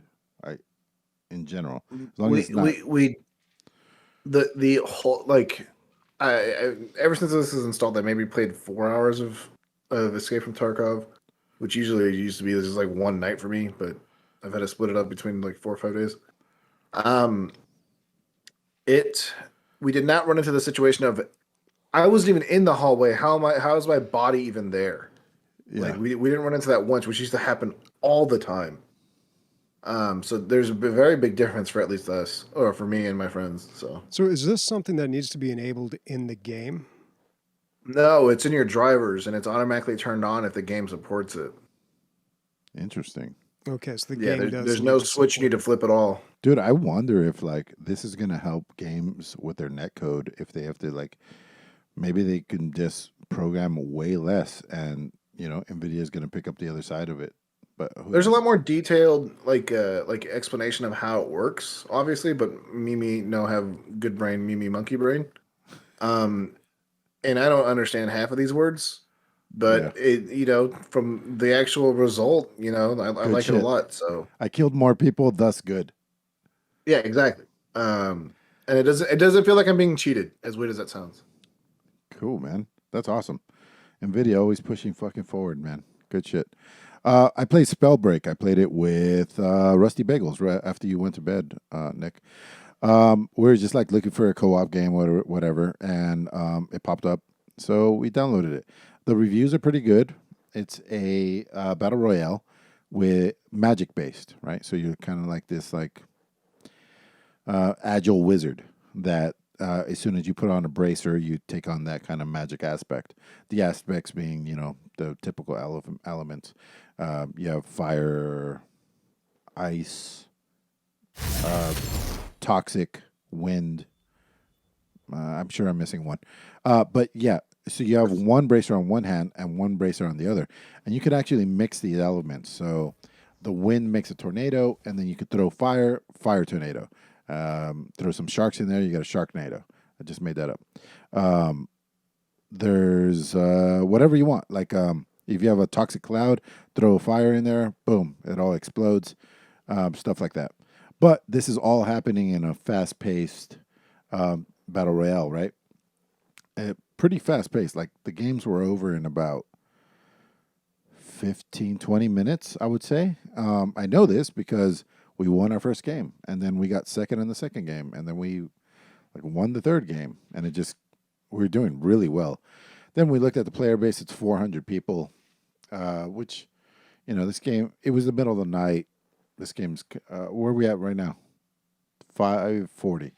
So it's really sucks because it's not a bad game at all. Like I couldn't find anything wrong with it. Super smooth. The graphics are beautiful. It looks like you're playing an anime. But I feel like this game got good after its initial release, because I did play it early on and it was kind of like, ooh, this is not very good. I think we all played it, didn't we? Bobby, didn't you play this game? Yeah, I played it when it was in early beta. It was only available on Epic back then. Yep, that's when I played it as well. Yeah, me too. And now it's playing super smooth. It has a new expansion, or not expansion, but like some sort of DLC that's free. And I had we both had a really good time. I don't know if that's because we were winning. Probably, definitely helped. But I could actually recommend this. I could say it's free. You just go. I didn't feel like I had to spend any money. I'm not even sure what money gets you. Yeah, I don't know. We played like 5 rounds. It was good, for sure. Good. Those graphics It was a great game when I played it. Yeah. Yeah. I would rather play Round Royale the way it was before they ruined it. That game had so much potential, and now it's gone. So weird. Everybody was playing it. Everybody was having a good time. They made a couple tweaks. Everybody hated, and then it was gone. Right, Bobby? Yeah, pretty much. Yeah, crazy. Yeah. Had an interesting life, that game. Yeah. Anyway, I think we're done with highlights. Well, we do have lots of listener questions here. Yep. So let's You get. want me to read them this week, or do you want to read them? Sure, go ahead. All right. First listener question we have is from Zap. Thank you, Zap. Were there any game series that you wanted to play immediately after finishing them? I spent 200 hours playing the 7 mainline Yakuza games in the last 3 months, and I already want to start over. After playing The Witcher 3, and love it, like obviously it's my favorite game of all time now. I'm just gonna throw this out there if you haven't heard it. it's known as a game hard to get into. It literally took me 4 tries, months, if not years apart, to actually get into it and like it. I didn't like it the first time, didn't like it the second time. Third time kind of got to a certain point and just gave up. And then now it's my favorite game of all time. So it's worth putting in that initial 5 hours or whatever it is, because it's going to be the greatest 60 hours of your life or whatever it is. Anyway, right after beating it, I was like, man, I really want to play the other aspects of this game, because I believe I went like I went wolf, I think, the whole time, which is kind of like the middle ground armor set. But there's a lot of different ways you can go. You can go the potion route, where you take a bunch of drugs and that hops you up and you kill things that way. Or you could be the bear, which is a very slow, methodical type. There's like 4 or 5 aspects that you can go with. But they're not easy. It's not like you pick one and now you're that. You have to like go down quest lines and this whole thing. Yeah, so I really wanted to explore those other ones, but I haven't. Bobby, what about you? I don't know if I've ever wanted to play, like, restart a game immediately after I beat it. The only thing I think that comes close to that is the Divinity 2, Original Sin 2. Yeah. Because I've played the first island. I've played through that first island maybe 4 times and never minded replaying it once. And to say playing the first island, it's not a simple task. We're talking about what? No, Fort Joy is 7 quite hours? intense. Yeah. Well, not Fort Joy, but Fort Joy plus the surrounding area, right? Yeah, I think they call that whole area Fort Joy. Yeah. Yeah, that first island. Yeah, it's a lot of hours. But that's a game. God, and of course I've still got to beat that game. I'm on Arcs, or I think is one of the final islands. But really, really enjoyed that and never minded. I've been in this situation before with a lot of games where I've had to restart them and start from the beginning, and it's always grueling. Yeah. But with Divinity, never been an issue. Everything branches so early and so quickly, you won't see the same content. And yeah, plus if you play a different character, it's a very different experience as well. Now, the last time that I did play on my single-player playthrough, I 100%ed that island. I did everything, every quest, found everything. Like, so maybe the next time I play it, it won't be as good, but still, I just really enjoy that game. And I'm sure if I take a different character, it'll be fun. there's not very many games that we have like the official DLG stamp of approval forever. But I think we said that it's the best RPG ever made, in case anybody's It's wondering. Yeah. It's so good. As far as me answering that question, Dead Space 2. I beat the game. I immediately wanted to replay it. Not only because there was a new Plus game mode, but I was just having so much fun with it. So we have listener question number 2 from Torta, I'm guessing, TORRTA. Now that Sony is releasing more games on Steam, what Japanese game would you like to see on Steam? Does Sony being on Steam just determine Japanese games, or is that, I don't know what that means? Well, Sony's a Japanese company. Yeah, but does that mean Horizon Zero Dawn is a Japanese game because it's a Sony exclusive? I Or don't not know. anymore, but I don't know very many Japanese games. I want Nintendo games on Steam. That's for goddamn sure. I can If say all that. Yeah, well, I don't know. I didn't really think of Japanese games, but I was thinking about just Sony in general. And of course, there's all the usual ones that we want to see: The Last of Us Part 2, the Uncharted series, God God of War, Ratchet and Clank. You know, one that I've always wanted to play but never have was Shadow of the Colossus. Oh yeah. Dude, that's a great game. yeah. They just remastered it too, like 3 years ago, 4 years ago. Yeah, the remaster. So a long time ago, long time ago, a friend of mine came over and he had that game, and I remember we played it. And that, so I have played some of that game, like the old one from way back in the day, and I really enjoyed it. But you know, I never really played consoles, so it was a long time until I ever really heard that the name of that game again, but such a great concept. Yeah, it's been done a few times. There's a Yeah. PC has their own like version of it, but it's a top-down game. Do you know what I'm talking about, Bobby? No. You have an arrow and it has a string on it. I don't know. But all you do is fight bosses. There's only like 10 bosses in the game. See, that's the thing. I figured there'd have to be some clones out there, but I couldn't think of any on PC. Yeah. It's so unique in the sense of like if you copy it, everyone's gonna notice you copy it. So. Well, I feel like we're already getting all the Final Fantasy games. Yeah. What's going on with... I never understand what's going on. So, is Final Fantasy VII Remake out? The first half.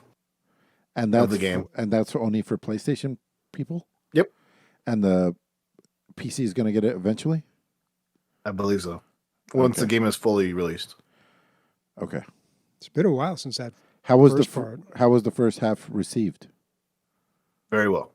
Okay. I heard they had changed a lot from the original one, but people were happy with the changes. So they changed it from a turn-based RPG to an action RPG. Right. More but like it's not like Final hack and Fantasy slash VII. like Dark Souls. You have like cooldowns and stuff like that. It's like any of the newest Final Fantasies. There was a rumor that they're gonna make the second half like the first one, like the original Final Fantasy, where it is turn-based. But they said that they were gonna change some stuff for the second half. So yeah, I don't know. I'm still waiting for that. For sure. So second question from Torta, but the third question overall for this week. Can we get an update on the people who have left DLG? Ray and Chi married each other and now have 2 kids. No. Ray moved to LA. He has a girlfriend. He lives with her daughter. He is working in... That guy switches jobs like every 4 months because he's in HR. He knows how, all the hacks basically. So any job he wants, he just goes and gets it. It's funny. He's always just kind of like going for wherever gets him more money, and the whole time wanting to just do his own passion projects. So that's what he's doing. Chi, we haven't spoken to her since she was on here last, so you know as much as we do. Have not seen her online streaming either. Yeah, she's very happy with her love relationship. She was super happy about him. And so I think he's probably just encompassed her whole life, I think is what's happened. That's good. Yeah. Chad works for Blizzard in LA, in Irvine. He works, he's like a release manager, something like that. So, he has a lot to do with making sure everything's legally going to be fine for release and not upsetting too many people all around the world and stuff like that kind of things. He is working on, I don't even know if I can say this. Fuck it. He's working on Diablo Immortal, I believe, which he gave me early access to, but I can't talk about that game yet. And who else do we have? Minnie lives in Texas now and hates it, I think. Yeah, well, he's. I don't think he has any plans to come back to California, but he's on the server a lot, and he's been on the podcast recently too. But he's playing a lot of WoW Classic, I believe. Yeah, that'll take your whole gaming. They got even more subs because of the Burning Crusade. They got more than the original WoW Classic. Wow. Figure that. Well, Burning Crusade, man, that was really the prime World of Warcraft. You can buy a Boosty account, which is pretty nuts. But yeah, if you want to skip to the good stuff. And that's it. That's everybody, right? Yeah. Yeah. I mean, Bobby's original soul and spirit was, sent to heaven. So now we just have this husk that we puppet around in memory. Just kidding, Bobby. We love you. There's Bobby, Bobby BH and After H. That's before Heroes of the Storm and after Heroes of the Storm. I thought you were gonna say before that third person MOBA. What was it called? That's when he became disillusioned with the entire everything. No, I think games. I had a good run after Heroes of the Storm because that was like all I played. And then I tried to squeeze in other games to talk about on the podcast. But then after Heroes of the Storm, I just started playing all sorts of things. But hating them all. What was the game that you guys Mostly. played? It was like it deals with pantheons. It's in third person. Smite, it's a MOBA. dude. Smite, yeah. Smite. The greatest game of Yeah, all time. Like that was primetime Bobby right there. Fuck yeah. Oh, wow, dude. Smite, that's taking it back. All right. So yeah, next question we have from Matt Hatter. You guys have been playing a lot of 4-person co-op games. There seems to be quite a few coming out later this year. Which are you looking forward to the most? Including Darktide, Back 4 Blood, and Aliens Fire Team. No fucking questions asked for me. It's Darktide. So Sniper, can you bring up Aliens Fire Team? I don't know. We talked about it a long time Did ago. we? Yeah, but yeah, it's set in the Alien universe. It's a 4-player co-op. It looks pretty decent, but we'll see. You never really know with these things. It's Yeah. right around the corner of Alien- summer. Alien games are either terrible, amazing, and nothing in between. No, I don't think there's ever been an amazing one. Who's you know what? Isolation? Yeah. Forget all the screenshots and everything. Show me the developer and what they've made before. Sniper, if you don't mind. Yeah, this is it. This looks like their first this is- title under this name. So, Cold Iron Studios LLC. I mean, you. Why would you- You never know with that though, because it could be people who left. Yeah, other absolutely. studios, could be talented. Tainted individuals. Grail, you click on them. That's the only thing they've ever made, and the other Tainted Grail game that's to be announced. Yeah, but it says that is a third-person shooter, so it looks like it's an over-the-shoulder angle on that. Bobby, you gonna play the Tainted Grail? There's 2 weeks now that I've been bothering you. Check it out. I would. It actually looks really interesting, and of course, I loved Grifflins. But the thing is, I'm going to come here and say the exact same thing you did. So it's Yeah, I kind of, know, but you know, still, we don't play games because we like them here. I on the like podcast. validation, dude. Validation, Dude, I still have to play Hades. That's Yeah. I still haven't gotten to that one. But again, it's just like I don't play it because Hey guys, this game that the entire world said was good, I kind of enjoy as well. Yeah. Moving on. But I'm looking forward to all of these. Actually, I Yeah. love co-op games, and Come on, you dude. never It's really gotta know be until Back you 4 play. Blood. Well, Back 4 Blood, I played the beta. I know that one's looking really good. I'm a little surprised at the $60 price point, so I want to see what else they're going to be putting there, what other content they have of maps, Yeah. characters, cards. But yeah, I know that one's going to be good. I have confidence in that. But Darktide and Aliens Fireteam, I'm excited to see how those turn out. Cool. Yeah. I'm about Bet equal on all of those. Alien might be. I don't talk about it often, but it might be my favorite franchise. I mean, I Really? fucking love Alien. The look of them, the fucking H.R. Geiger, all that stuff. Just it's near and dear to my heart. There's an AVP graphic novel that I read probably 50 times. Sniper, can you look up Aliens versus Predator graphic novels, and then from the cover I'll show you which one it is, and then you'll have to buy it because it was everything forever for me. That almost all the way to the right where he's about to stab him. That one, yep. Buy that right now. If you don't like it, I will give you money back. But this is like 18-year-old Emilio telling me this, but it's incredible. It's so good. When I heard the movie was coming out, I was like, oh, obviously they're going to take this graphic novel and turn it into a movie. No, nothing. It's teenagers running through fucking neighborhoods. Was that the first one? Yes. I liked one of them. And the second one, I was like, no. Did you like the snow one where they go into the tunnels? The one like, with the alien partners woman, up with she was the main humans? character. The African American I woman. mean, the predator partners up with humans. Which one was that? Out of the two It's like AVP? the black lady is the main protagonist. Yeah. They go underground in like Mexico or something, and they found out like someone built the fucking pyramids, and I did the like- Mayans would say, Conceptually, I did like it. They're like, there's pyramids all around the world. Predators are the reason. Yeah. That was Yeah, cool. I mean, when you get these mashup movies, you really can't expect too much. It's just there's a little bit of kids playing with their action figures Right. with these. Now that being said, the Freddy vs. Jason movie, actually really, really solid, dude.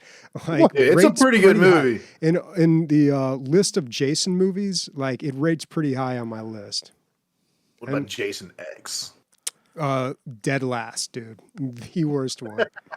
I remember hearing you talking about it for like 30 minutes. You're like, this is the worst piece of cinema known to mankind. There's I'd some rather parts I watch liked shit it. rot.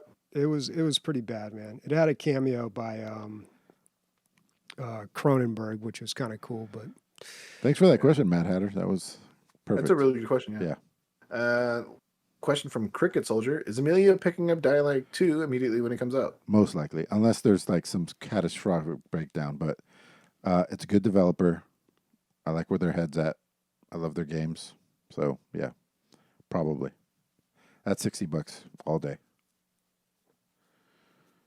I don't even think Dying Light 1, that was like $40. I don't think so, man. That's a $60 game. The first Dying Light? Yeah, I could have sworn incredible it was $40 graphics when it came out. Last question is from Warconius. Favorite game trailer of all time?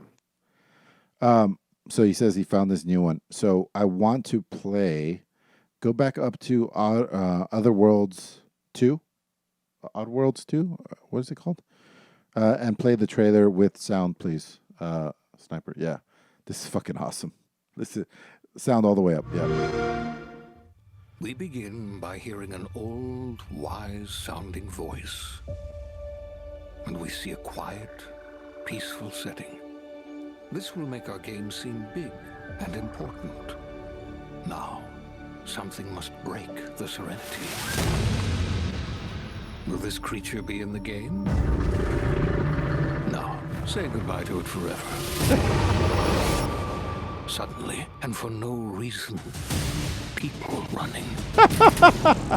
These pointless slow-motion shots make everything seem cool and should bolster pre-sale numbers. That wah sound can mean only one thing. We must gaze over an epic shot of a world, and there should be lens flares. Now we see our hero, but only their silhouette, because the developers haven't finished the design, or finished the story, or finished any gameplay that's actually ready to show. In fact, the only thing they have finished is the title. Pretty fucking solid. Yeah, that's pretty good. Yeah. That is pretty awesome. Yeah. So probably this one, but I do remember the one for the way I'm speaking super weird because I'm trying to remember the name of the game, where the Vikings fight the samurai versus the For Honor. Woo! Incredible trailer. Like I was like, what is going on? Like all these people, it was fucking amazing. That was good. And then Blizzard fucking kills it. Their CGI is fucking insane. Pixar level fucking shit going on for stuff that you already love. Like, yeah. Bobby. I always remember the Dead Island trailer. That was Dude, that's what I was gonna say. Yeah, Hell yeah, that was dude. the one trailer everyone remembers. Like that trailer sold so many copies of the game. So if you haven't seen it, you can look it up. But the trailer is kind of one long reveal. It starts, everything's playing in reverse, and the camera's pulling out, and it slowly reveals like just this insanity that is taking place. This is not the trailer, by the way, I believe. I think it No, is. this is the original Dying Light trailer. This is the one that was really good. It is playing in reverse. Dead Island. Dead Island. Dead Island. Island. Yeah, this is Dead Island. Yeah, it plays in reverse. The little girl that falls out of the window, she was running away from zombies. Like, it's a great cinematic trailer, but it tells you absolutely nothing about the game, right? Yeah. But Well, they're zombies. yeah, there's zombies. And that's about it. But, this was at a time, I think I saw this and I showed my friends and we immediately got the 4-pack. We're like, Yep, totally in. This is at the height of the whole zombie thing. And the game looked really good. I actually really did enjoy the Dead Island games 1 and 2. And then, of course, Dying Light. Sniper, have you seen this with the music on? Yeah, check it out after the podcast, man. It's really good. The music really pulls it all together.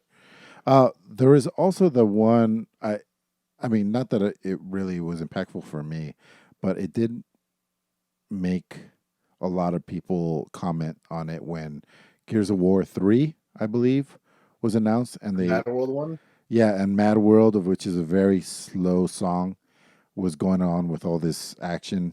Yes, And they, what it is it's he's running through a city of ashen corpses, so they're yeah, all like statues made out of ash. yeah, and they Yeah. pay. That was a very good one too, where the music's just Very, really very, calm. very good. Yeah, Yep. Yeah. real sad because there's a lot of like Mad memory World. stuff, and there's like a lot of like scene. Essentially, they showed different scenes of different aspects of like of people in their lives, like with the statues. Like they show a family, they show like people that are dating, like, and they show a bunch of other stuff which all relates to the main character too. So Also, I'm just naming them the ones that I really enjoyed.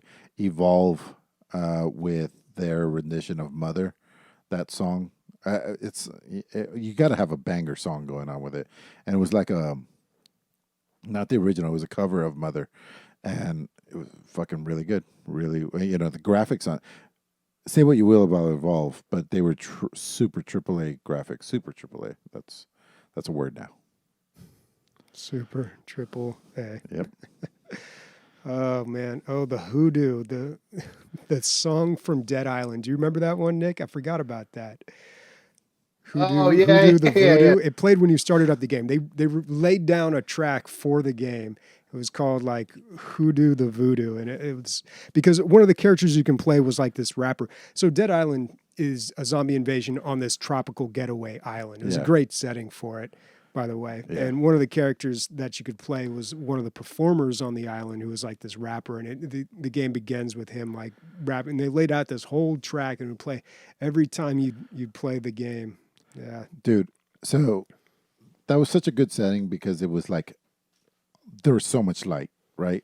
Usually zombies are at night and they're scary and there's just like bright, unrelenting daylight. Yeah, and all everywhere. the zombies are in like bikinis. And, Yeah, and- so it's yeah, completely they're all in different. like party mode. But out of all the settings that I've seen for zombies, fucking Left 4 Dead 2 and having it in the South in like Louisiana, and it would just always happen to be like dusk. It just the lighting on that one, I think, fucking killed it, dude. It was like right in between. Yeah.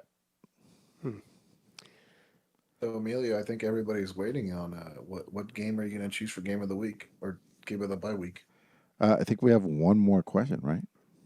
Oh, that's it. That's it. Smite. Shit, man. That's not a bad one, actually. I don't know. I'll announce it on fucking Discord.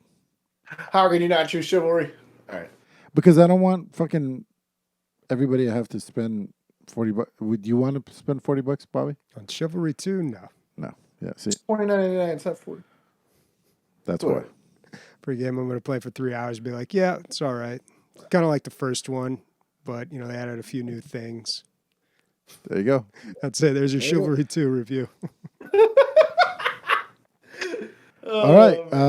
What are you guys being playing next week other than what I get to dictate? It's almost like I'm a $18 fucking Patreon person. I can tell you guys what to play this week. I'm gonna keep playing Tainted Grail. I don't give a fuck. Like that's so good. And then I'll be playing whatever our altogether game is. Or Maybe whatever. that could be our well, I don't know. We've No. already talked about it. Yeah. Yeah, maybe I'll check that out, man. I don't know. I'm really God, I love Grifflin so much. And I really want to check out other card-based games like that and just see, was it just Grifflins or is it the genre? So maybe that or Slay the Spire. Don't place it. This is better than Really? Spider. Yep. Guaranteed. Yeah, no, it is. It is. One caveat with it is the first class is pretty whatever. After that, all the classes are great.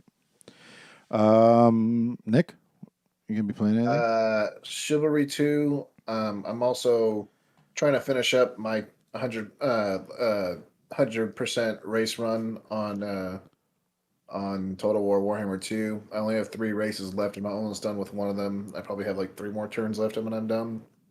And whatever the game of the week is. So Hey, we're planning DLG Con once again. We're looking at early November, one of the first 2 weekends there.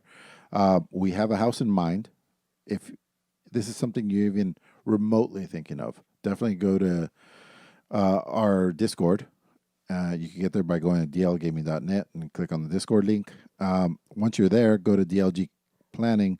You can see the house. There's no prices yet because we don't know how many people are going. But we're looking for, we're looking at like actually the house that we're looking at is like 16 people. But this is in Vegas? This is in Vegas, yeah. Have you looked at it, Bobby? Check it out. It's fucking looks like a resort, dude. It's fucking awesome. I bet. Yeah, so that's what we're going for. But if we don't get that many people, we can bump it down. But we need to gauge interest. That's where we're at. All right. Nice. Speaking for Christopher, Nick, Robert, and myself, bye, everybody.